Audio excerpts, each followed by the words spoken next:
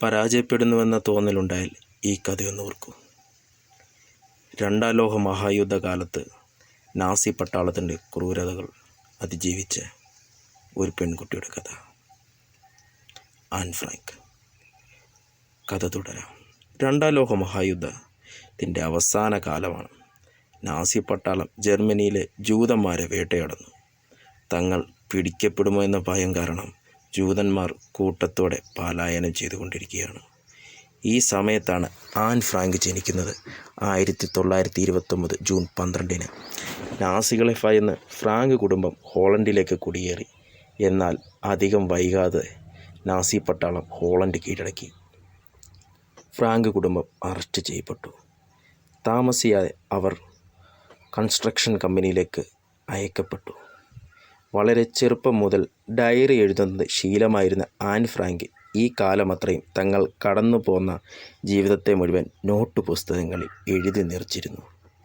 യുദ്ധത്തിനെ പറ്റിയും സ്വന്തം ജീവിതത്തെപ്പറ്റിയും ഒരു കൗമാരക്കാരി എന്ന പെൺകുട്ടിക്കുണ്ടായിരുന്ന ഉൾക്കാഴ്ച ആരെയും അമ്പരിപ്പിക്കുന്നതായിരുന്നു.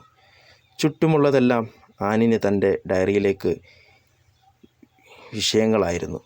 യൂറോപ്പിൽ യുദ്ധം വിതച്ച യാതനകൾക്ക് ഒരു പരിഹാരമെന്നതുപോലെയായിരുന്നു ആനിൻ്റെ എഴുത്തുകളെ പിൽക്കാലത്തെ ലോകം സ്വീകരിച്ചത്. ഈ സന്തോഷങ്ങൾക്കൊത്തും കാത്തു നിൽക്കാതെ തടവറയിൽ ടൈഫോയിഡ് ബാധിച്ച് ആൻ ഫ്രാങ്ക് യാത്ര പറഞ്ഞു പോയെങ്കിലും ലോകം പിന്നീട് ഈ ചെറിയ പെൺകുട്ടിയുടെ വാക്കുകളെപ്പറ്റി ഏറ്റെടുത്തു. ലോകത്തെ അനേകം ഭാഷകളിലേക്ക് ആൻ ഫ്രാങ്കിൻ്റെ ഡയറി കുറിപ്പുകൾ വർത്തമാനം ചെയ്യപ്പെട്ടു. യുദ്ധത്തിൻ്റെ ഭീകരതയും കൊടുതികളും അവളുടെ വാക്കുകൾക്ക് മുന്നിൽ അടിയറവ് പറഞ്ഞു. ഹിറ്റ്ലറെ തോൽപ്പിച്ച പെൺകുട്ടി എന്ന് ആൻ അറിയപ്പെട്ടു.